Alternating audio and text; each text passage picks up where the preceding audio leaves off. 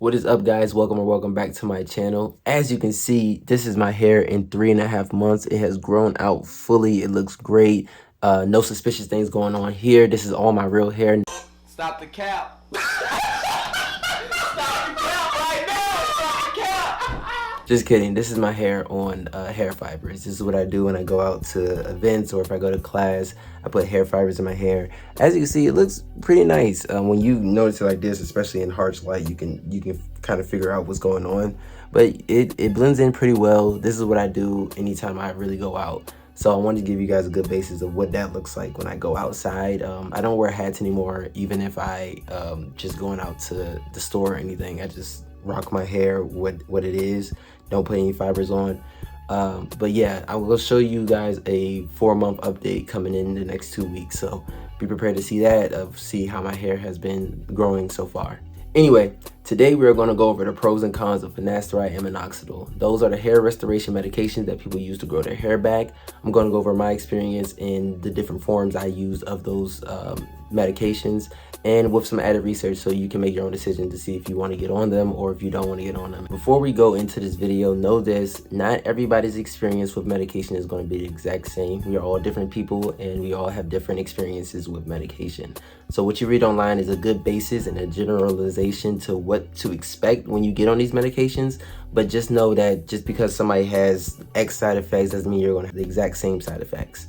And just like that, you might be the completely opposite spectrum of somebody you see online, or you can land somewhere in the middle. Now, if you don't want to watch this whole video because I don't know how long it's going to be, listen to this. I'm no doctor, but my recommendation, if you are healthy, to try finasteride for 1 to 3 months and see how your body reacts to it. If you're okay with the side effects that you are getting, then you can just stay on it for as long as you want. The side effects are reversible with finasteride, and you can just stop taking it and your body will be back to its regular anatomy, regular biology. Just do that before you write it off, because I could have saved a lot of my hair if I just would have started taking finasteride earlier. Same with minoxidil. I would definitely read up on that first, especially if you're going to take the oral pill, because you'll need a prescription. It is a blood regulation medication for high blood pressure. But if you're going to use a topical solution, then that's completely fine. The only real negative side effect to the topical solution is dry hair, itchiness, and irritation. But again, those can be mitigated with moisturizing and oiling your scalp. But if you do want more information, stay tuned. I'm going to give you the rundown of finasteride and minoxidil and my experience on those two medications.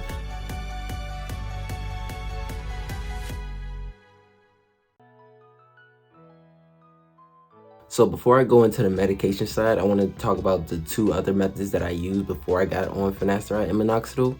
The first being a supplement pill called Viviscal. I'm going to show about 4 pictures of what my hair looked like before I was on it and how fast my balding was progressing. Now, Viviscal is a pill you take twice daily. It contains a bunch of ingredients like biotin, calcium, zinc, iron, a bunch of things to promote hair growth. It's a natural but weaker substitute to minoxidil, more geared towards women and people who aren't suffering from androgenic alopecia, which is what we got. So when people try to call you out for being bald, just hit them with the, bro, I got alopecia, dog. Like, I know you trying to be funny and all, but I got alopecia. I got a serious medical condition. Like, it's not funny. Let the guilt sit in. Let them feel that. Let them feel that. So I was on Viviscal for 5 to 6 months, and I really didn't see the growth that I really wanted to see during that time. Here's a picture of what I looked like 3 months, and here's a picture of what I looked like 6 months. As you can see, the 6 months, I decided to shave everything off and just go bald and see what that looked like. So I don't really have a good picture of what my hair looked like on Viviscal at 6 months. So the second method I did was PRP. I got PRP done in March of 2021. What PRP is a doctor takes your blood and they spin it in this little machine, and this yellow stuff rises to the top. Now, this yellow stuff has a lot of healing processes of your body, the natural healing process of your body, and they shoot it into your head to heal up your hair follicles. Now, here was my hair 3 months after the PRP. As you can see, it's not really doing too much, but hair was growing, and it wasn't until I got on minoxidil. Now, the doctor in Maryland that I went to, he gave me a different kind of minoxidil called 82F. 82F is a 5% blend of minoxidil and a 0.25% blend of finasteride into a topical solution that you use twice a day. So here is a 8-month update of the PRP and a 5-month update of using the 82F blend of minoxidil and finasteride. As you can see, it looks pretty good. It's like, bro, if you keep doing that, you're gonna be looking great. Like, that looks great.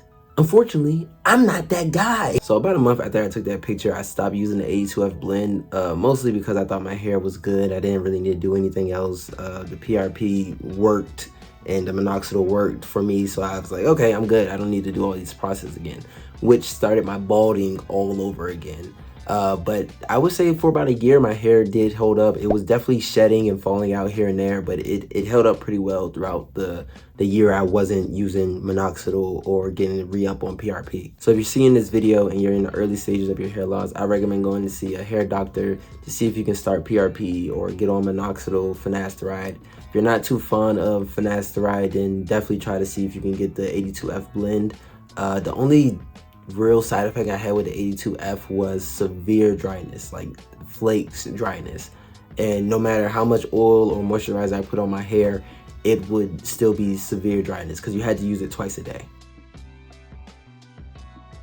So if you do start taking the medication, and out of all the medications you can take, finasteride is going to be the one you want to take no matter what. Before your hair transplant, after your hair transplant, you're going to be taking finasteride. So you can go without minoxidil, you can do without PRP, but finasteride, you might as well start making wedding plans because you are married to Shotty forever. Forever. Now it's time to get your lab coats on and pull out your glasses because we about to get scientifical. Now, if you didn't know, DHT is caused by an enzyme that converts testosterone into DHT. DHT is the thing that attaches to your hair follicles and makes them shrink. As your hair shrinks, it continues to go through a process until it is gone. Don't be too mad at DHT now, because DHT is the reason why girls love Richard. It's the reason why boyhood grows into manhood. It's the reason why you got a couple inches on the ruler, if you know what I'm saying. What's crazy about DHT is that these hairs back here are resistant to it. So that's why when you get a hair transplant, they pluck hairs from the donor area, which is pretty much everywhere around here in the back, because these hairs are resistant to DHT. Just like, damn, why can't all the hairs be resistant to DHT? Huh? But anyway, there's no definite reason of what happens for people that have androgenic alopecia. What it comes up to is AR genes and DHT levels and things like that. From my research, what I found is there's two things. 70% of men go through baldness and 25% of men start balding at the age of 21. What happens is your body is producing a lot of testosterone, which then gets converted into DHT, which wipes out your hair follicles, especially in the front and mid scalp and around the crown. Or you have normal levels of testosterone and this enzyme is just creating DHT for the fun of it and wiping your hair out. So let me know if you guys had a similar experience in the comments. I remember when I was in 3rd grade, about 8 or 9 years old, I started growing hair on my legs.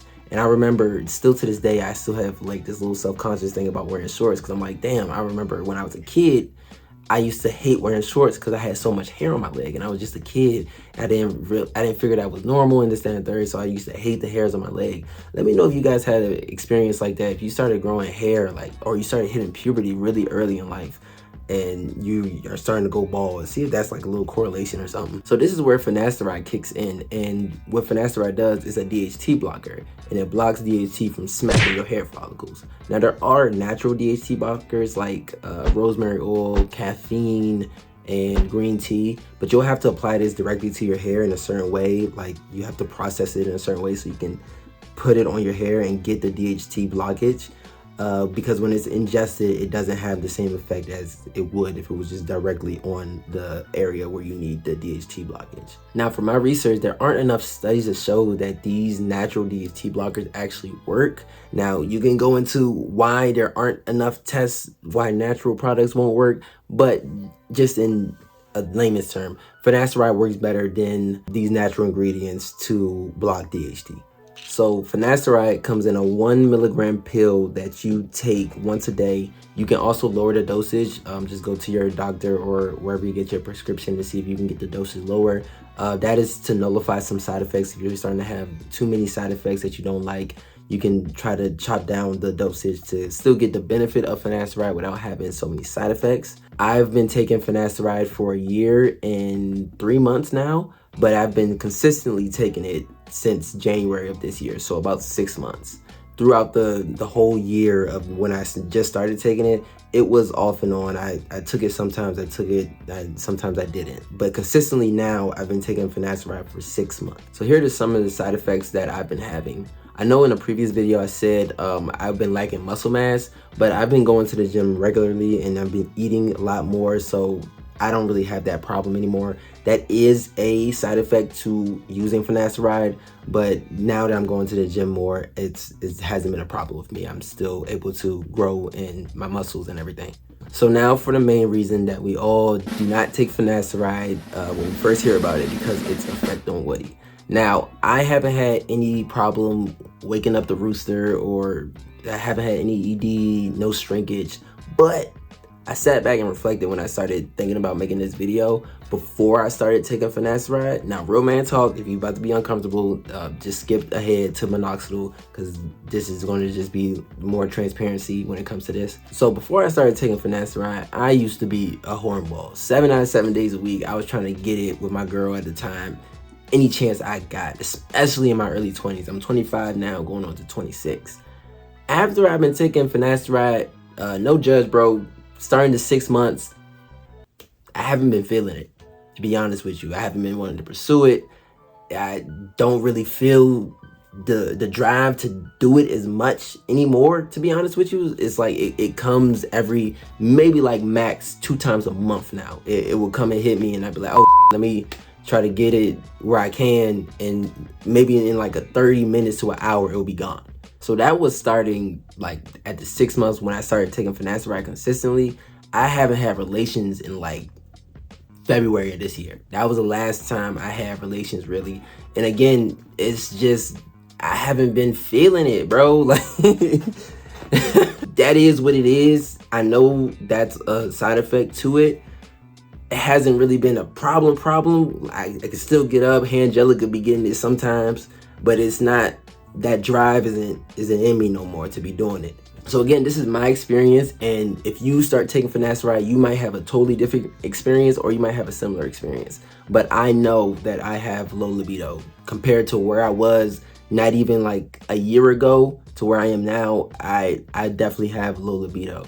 Now, this could be a lot of different factors, and I thought about that. I don't have a girlfriend anymore. We broke up about a year ago before I moved. I haven't been in motion like that. I don't go out as much as I used to, so I haven't really been around people to try to pursue that. And at the time, right now, I got a lot of things going on with my life.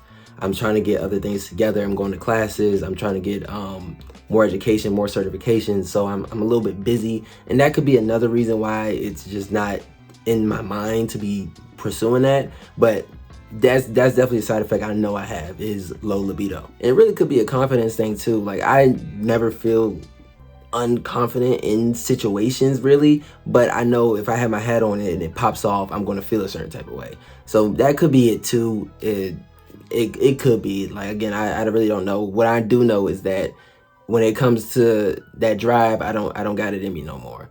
But any other side effects when it comes to like swelling, depression, or anything else that is listed on those side effects, I don't have any of those. Like, that's pretty much low libido is my only side effect that I've been having consistently with finasteride.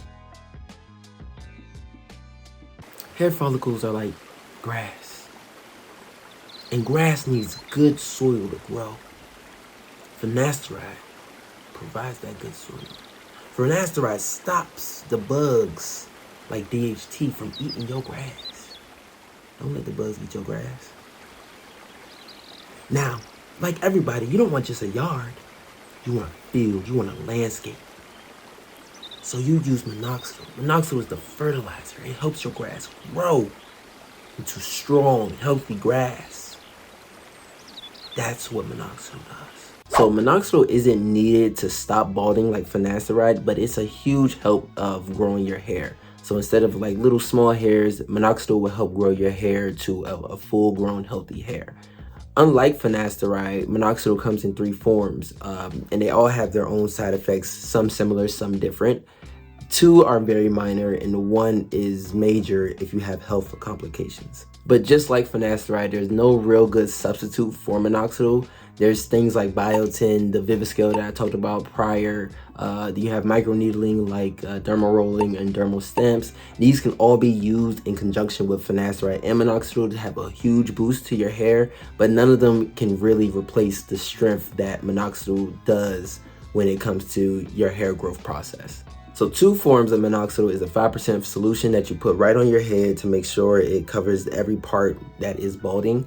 The liquid form is like an oil. You place it on top of your head. This can cause dry scalp and irritation. The other is a foam that is likely to cause dry scalp and irritation, but not as much as the liquid solution.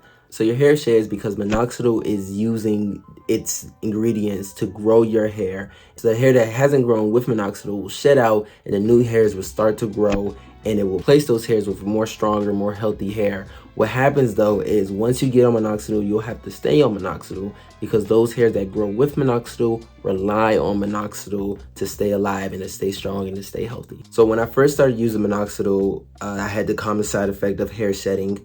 I did have dry scalp as well, but this was easy to fix by just putting oil and moisturizer on my hair so those flakes would just go away and my hair doesn't feel as dry as when I wasn't using those products. If you are using the 82F blend, may God help you because your hair is just going to be dry and you're just going to have to deal with it. It works though, but it works. Now the other form of minoxidil and the most effective form of minoxidil is the pill. And it's a 5 milligram pill that you take once a day. This 5 milligrams can be lowered to lesser the side effects if you're having major side effects that affect your health. So I started taking the pill May 30th and it's been almost a month now.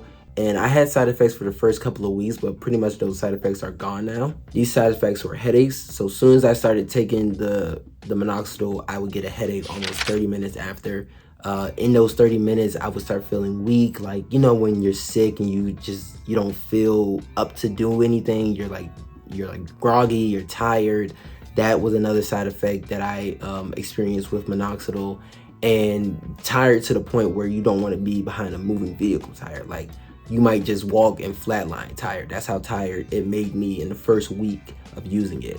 You're gonna have hair growth in everywhere on your hair. So I don't have a lot of chest hair, but now I do because the minoxidil is pretty much growing my hair everywhere on my body. Now my side effects are pretty mild. I do have shortness of breath sometimes. Like, not like shortness of breath where I'm like trying to gasp for air, but more of just like, I take those more often now that I'm on minoxidil.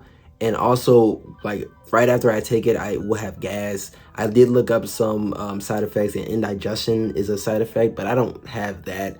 It's more of just like I get gassy and I start burping. But minoxidil is a blood pressure medication, and it can increase your heart rate and cause swelling.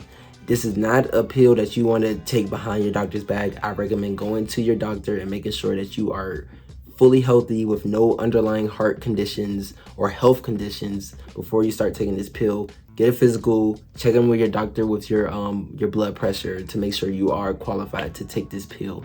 You don't want anything to happen while you're trying to grow your hair. Like you don't want to flatline when you're just trying to grow your hair. Dead. Flatline. Because you don't have to take the minoxidil pill. You can just stick to the topical solution.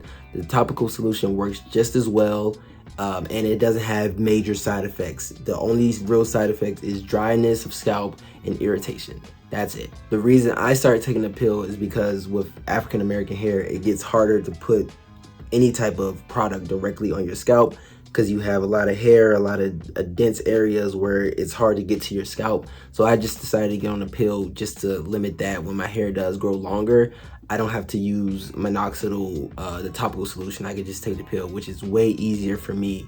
When I take finasteride, just take minoxidil right after. So 14 days after my hair transplant, I was using the topical solution of minoxidil. That's when I just got back on minoxidil. I only used it once a day in the morning. After a month after the 14 days, I started using it once in the morning and once at night. I didn't have that much shedding, not as much as I did when I first got on minoxidil some years ago.